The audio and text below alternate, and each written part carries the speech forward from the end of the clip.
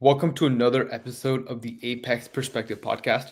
My name is Ari Mohindra, and today's episode is sponsored by Mind and Body Mastery, in which we transform founders and CEOs into excellent physical shape without ever driving the gym or cutting out their favorite foods.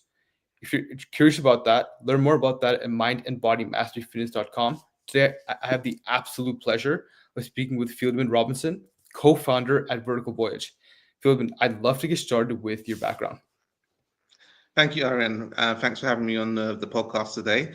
My background is quite varied. So if I go way back, I was very much into sport. I used to play for a youth team for Crystal Palace Football Club. This is going Mhm. back almost 30 years. That didn't work out. Eventually, I ended up being an actor. So this is about 18 years ago. I started acting just on a dare from a friend whilst I was working in a retail shop. Mhm. That led me into being in the business, doing commercials, bit of modeling. Yes, I was very handsome and smart looking at that time, um, and some films, which eventually led me to meet my wife. But I also gained more interest in the film industry.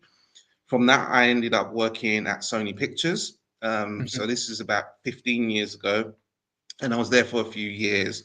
Working on digital entertainment and digital distribution for their films in the home entertainment division. From Mhm. that, I built up a relationship with PlayStation, ended up moving over to Sony PlayStation, and I worked on their film service and their music service for a few years before I was headhunted by Lionsgate Films, became an Mhm. account manager for them, covering Europe, Middle East, and Africa. And Mhm. then from there, I actually left that company and went to live in Brazil for a few months, about five Mhm. months. Came back to the UK and where I'm from, and I ended up working for a telecoms giant, working across 11 countries, building gaming platforms and partnerships for entertainment and gaming. So that was really like from there and PlayStation and there where I really delved even more into gaming. Uh, what I did after that is I ended up working for another gaming company based out of China, leading their licensing division. So the aim with that role was to basically work and find big IPs and brands to integrate into games and do collaboration. So that could be for short-term events, which you see in like Fortnite or Roblox, or brand new games based on these Mhm. IPs and brands. So I was there for a few years, and I left in late 2023, set up my own company in the UAE in Dubai, and Mhm. with my wife, who was previously at the BBC for 18 years, and she had covered commercial and production, and that's how we met. Whilst I was an actor, I actually was killed on set, and we fell in love. So it's a bit of Oh, a that's joke, but amazing. that's how that happened all those years ago. In between all of that, so in the last 5 years, when COVID happened, this was pivotal to us actually ending up where we are. So I was working for the telecoms giant. Mhm. Obviously, he's had to work remotely for about 18 months, and then I joined the company from China, which was completely remote. That allowed me to get a digital nomad visa, which I set up in the UAE before setting up the company. And then I proceeded to travel the world with my wife and my daughter for 18 months. Those 18 months, we did 15 countries, lived in those whilst I was working remotely. And it was also like a scouting period to figure out where is best to set up our company. We Mhm. chose the UAE because it was safe, it had great opportunities, and we felt in terms of gaming, there's a great market here that's growing. It's Europe, North America are very well established, but there's a lots of potential and growth here, and it gives Mhm. access to lots of markets such as Southeast Asia, India, Africa, which we've been to most different countries in those regions and analyzed, Mhm. and that's why we set up here.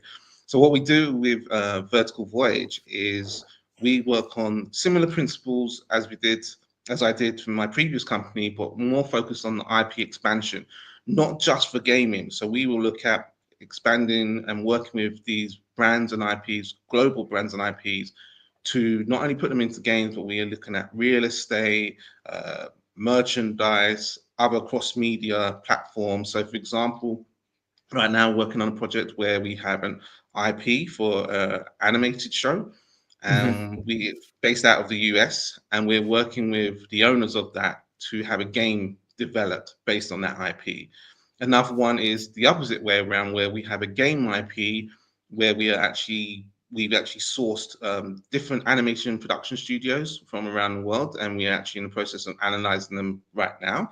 Mhm. Well, not analyzing, reviewing, and then getting approval to move forward with them to produce a show based on this video game IP. Mhm. Mhm. And from that, because of our connections that we've built over the time, we are like talking to big broadcasters, such as the biggest one here in the Middle East, NBC, ones from UK, such as ITV or Mhm. Banner J Group, to see if there's opportunity for distribution on those ones globally once the show is produced. So that's basically what we look to do: work and build collaborations across different verticals using brands and IPs.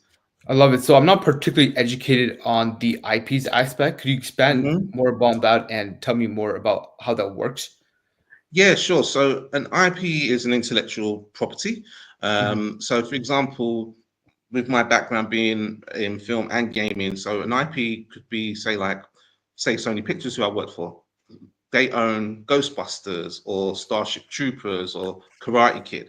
So those are IPs. And same goes for video games. So, for example, Capcom, big, Mhm. well-known publisher, they own Street Fighter, or one of the big hits this year, Monster Mhm. Hunter. They own those ones. So with those IPs, intellectual property, it may be in a game format already or a film format, but then, Sony Pictures may say, we're looking to do something new with this IP. Okay. Phil, do you know any developer who has an interesting idea or concept? It'd be my job and our job to work with the developer to help put together a proposal and bring to Sony Pictures, and then from Mhm. there, if there's an approval, move forward to having a game developed or an integration into an existing game developed. That's Uh, just a one simple way of putting it. So it's just like I said, like Fortnite. Fortnite has monthly or every 2 weeks there's a new update with some sort of event. So I think there's one mhm. at the moment with Mortal Kombat. Even though Mhm. Fortnite is one game, you can have crossovers with other games, or you can have a brand. So, say Coca-Cola wants to do something, and they would Right. have some sort of event in Fortnite. It's those kind of things we look at to do. Yeah. Right. So, and you're particularly based in the UAE, and you're focused on expansion with partnerships in the entertainment and gaming within the UAE. Is that correct? Not just UAE, globally. So we work with Globally. Okay. companies from around the globe. So, for example, right now working with companies based in the USA, Mhm. Chile, Europe, UK, where else? Thailand, Southeast Asia, all across. We even got two companies in Africa, one in Zimbabwe, one in South Africa, that we're working with on a couple projects. So, you know, we're open to working with anybody from anywhere. Yeah. And you've actually had a quite a bit of experience here before in working with these partnerships. So what have you noticed are the keys to driving forward successful partnerships and identifying those opportunities? I think the key is to having good relationships Mhm. with the various partners and building a good rapport with people. For example, some of these companies, like I said, Sony Pictures, I started work with 15 years ago. I think it was Mhm. 15, no, maybe 14 years ago. Mhm. And I still have good relationships with people I met back then, not just within Sony Pictures, but other companies who we were working with at the time. So this, can range from companies in Sri Lanka to Austria, or where else. Mhm. So I think that's one of the key things: having good relationships and keeping your word and being open. Not every partnership's going to come off, but if you have a good relationship, people are understanding ultimately. And I think, generally speaking, most people want to do something good, creative, and obviously generate revenue, but it's Mhm. not always possible. But for me, what I've found throughout the years in my career is I may have worked on a project, it may not have come off, but we've built such a good relationship. Something may Right. come up later on down the line, and we can then work on that to produce something new. So I say that's one of the key things. Mhm. Also, just being creative and open to new technology and ideas. Things are Mhm. always changing, as we're seeing, for example, like with AI and that kind of technology. Things are moving along quickly, and being open to learning and engaging in those areas. I think if you stay closed-minded and just sticking to one thing without being open to learning and openness to other technologies or Mhm. ideas and opinions, then you can become stagnant and stuck. Okay. So yeah. And so at Vertical Voyage, with this open-minded approach, along with the focus on building these relationships to create these hmm partnerships, what's your objective? What's your primary objective in terms of what vision do you see yourself creating? Well, long term, what we see is being a conduit for helping different brands expand into different regions. Hmm. So, for example, we're in the Middle East, and you can have a Western brand, but they might not understand all the nuances that need to be understood and considered when doing a partnership with a Middle East brand, and vice versa. So there's some amazing IPs in this region that may not have had the exposure globally, but they're great ideas and they may not know who to go to, who to speak to. So we see it as a case of we can help both sides, to produce something really cool that can reach a mass wider appeal. I like to give the example of Netflix. So Netflix obviously is a global platform.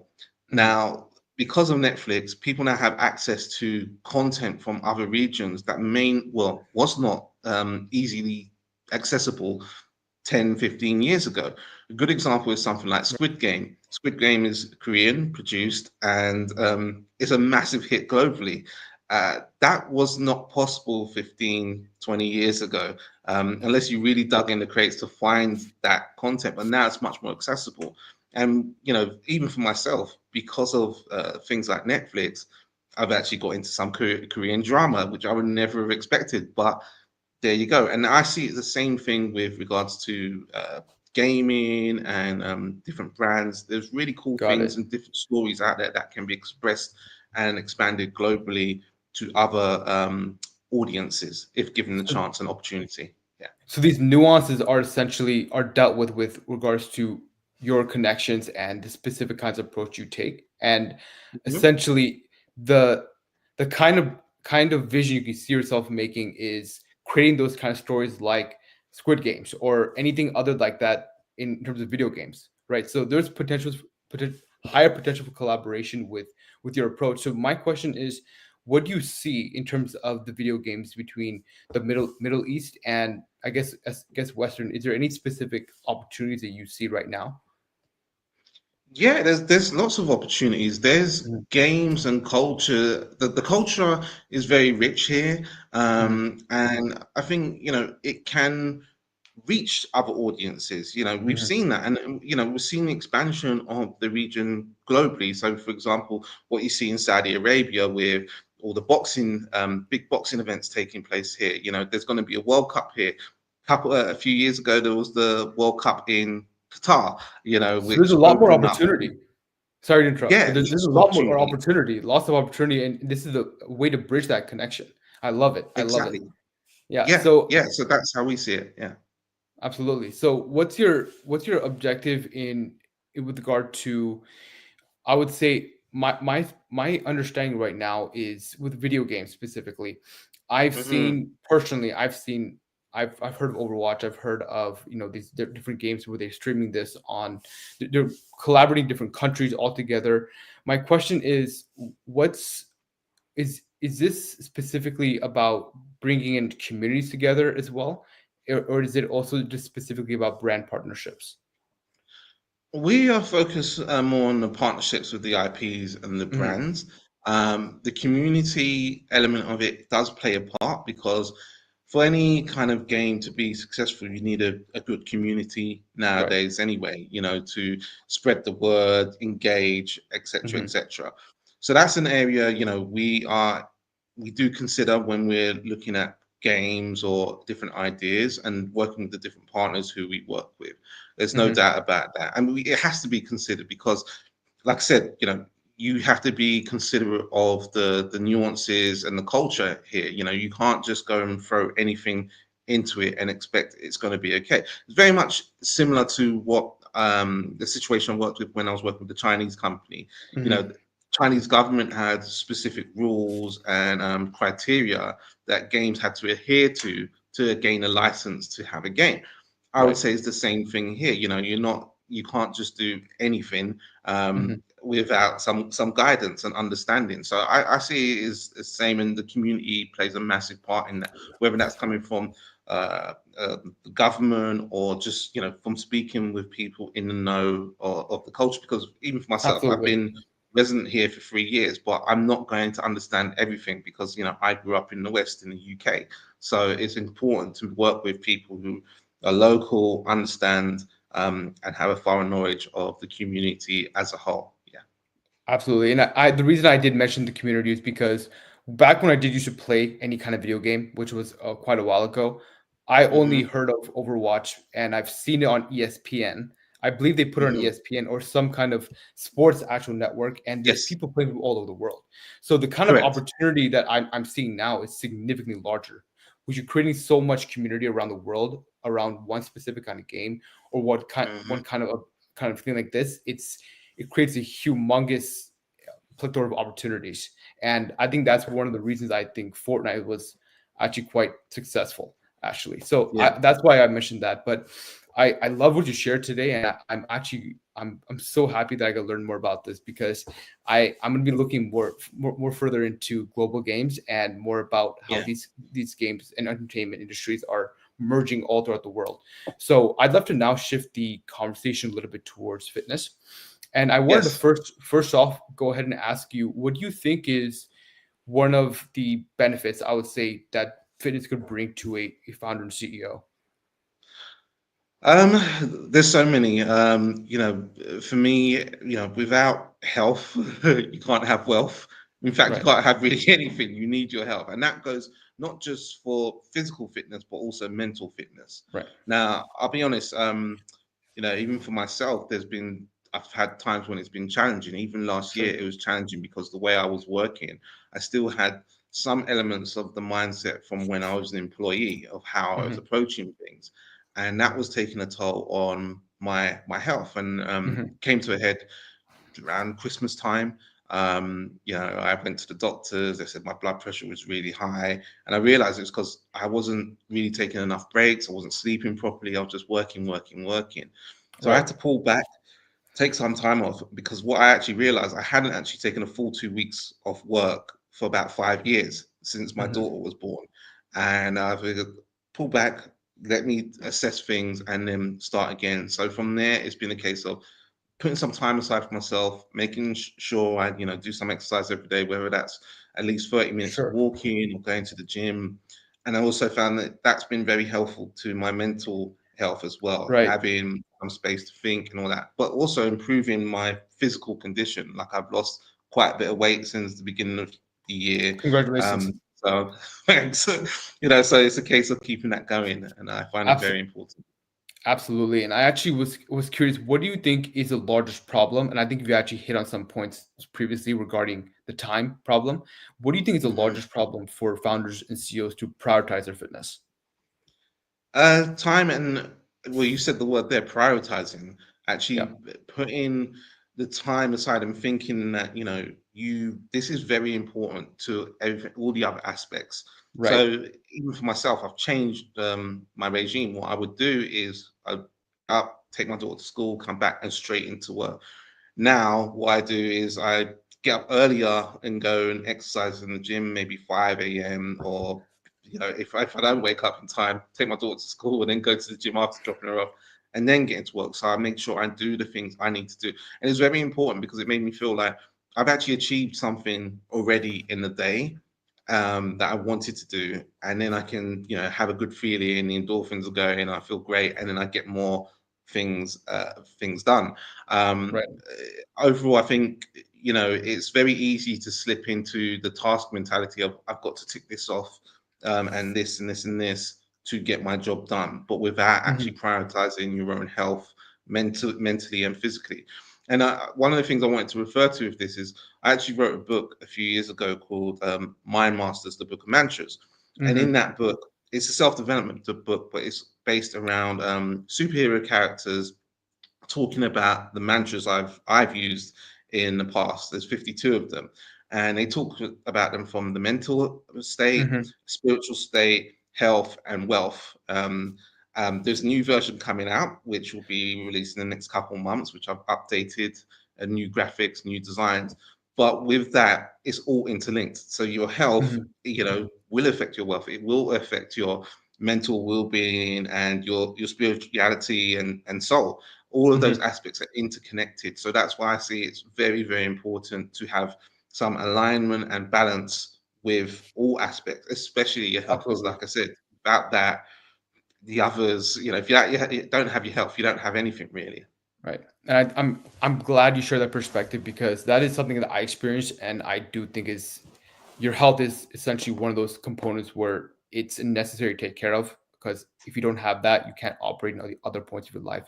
But I actually share a different viewpoint regarding the problem in health and Hmm. fitness. And this is from my perspective. After I lost 70 pounds, which I can show you Amazing. here, honestly, the real problem that I've identified is that most traditional fitness approaches are not really effective and are not essentially focusing on the core requirement to drive change in your fitness and health. So the problem is for founders and CEOs, their time is money. So how they spend it must be spent with a return on investment. So Hmm. that's why they spend their time prudently in their companies. No time is wasted. And I think the same approach should be taken with fitness. There must be a return on investment there. The problem is with most traditional approaches, it's going to require you to go to the gym 4 times a week, stack cardio on top, and then cut out your favorite foods, right? So Yeah. the only problem I see here is this two things. First, it discourages a lot of founders and CEOs from starting in the first place because the perceived requirements are too high. Then the second part is even if you start, sometimes, especially for a lot of people, it's hard to continue because the requirements Hmm. are too high. And I'm speaking from the point of view of someone that previously did not have a packed schedule like a CEO or founder. The idea you need to go to the gym 4 times a week, which is 2 hours a week of commute time alone, it's quite a bunch of time investment. The issue Hmm. I see here is that it's not focusing on the core requirement to drive change in your fitness, and that is a negative energy balance. Weight loss happens in only one scenario and one scenario only, when you're burning more calories than you're consuming on a daily basis. And this is Hmm. confirmed. This is the reason why Ozempic is so successful. I'm not condoning that. It's a very unnatural way to do this, but Hmm. that is the reason why it's successful because it adheres to that principle. So I think the right way to approach it is making sure a high leverage approach and a high ROI approach is focusing, in my opinion, an approach that prioritizes movement you can do anytime and anywhere. Second is actually sustainable because if you spend time on a fitness journey, you make progress and you end up quitting because it's too difficult, then that time invested in fitness is rendered useless, right? It's rendered zero Hmm. ROI. And the last thing is that approach, whatever approach you're doing, has to be focused on the negative energy balance. Like I mentioned before, it's burning more calories than consuming on a daily basis. If it's not focused on that, then the ROI of your time invested won't be as high as it should be, in my opinion. So those are the Hmm. main components I would recommend. And that's why I focus on metabolic leverage, which is how I lost 70 pounds and I reversed prediabetes. But again, I would focus primarily on the negative energy balance. And I think most people find that 90% of what you're sold to believe you have to do is not necessary. So that's what Hmm. I would say I would recommend. But that will end our conversation in regards to the fitness conversation. I think I hopefully that was beneficial and that Definitely. it add value to anyone that's listening. I'd love to conclude the actual podcast though with your next year plans with regard to Vertical Voyage. Yeah, we have major plans. So Vertical Voyage, even though the focus is on, the gaming and IP expansion, like I mentioned, we do have our own IP, which is my Mhm, master's. So we will be looking to expand that as a new book and then moving into a comic and work into other media platforms with that. mhm, With the IPs and brands we're working with globally, our aim is to work with more partners, expand them into more areas, whether that's animation, TV shows, etc. Because we're working with those partners, and people actually starting to reach out to us mhm, about those things. Same goes with real estate, which we were not expecting when we mhm, moved into this area, but it's just a case of we are on the ground in this region, so mhm, people know us. So they're like, what's happening, what's the opportunities. So that's really cool, and it's something we're looking to do, and just continue to grow out and obviously build on revenue and Mhm. work with more interesting partners to create amazing collaborations and partnerships. That's our main aim over the next year. We're very excited and enthusiastic about it.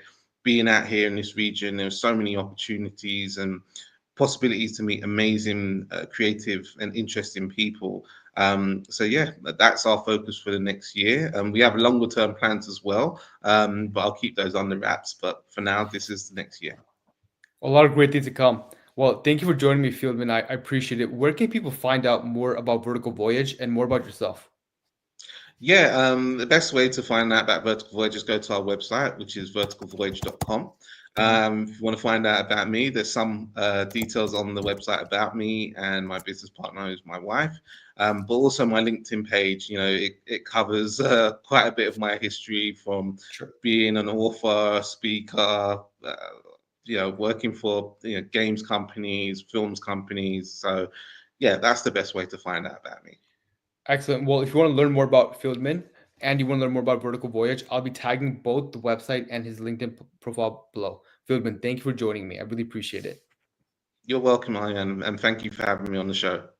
Absolutely. This was Aryan Mohindra and Fieldman Robinson. Thank you for listening. Thank you.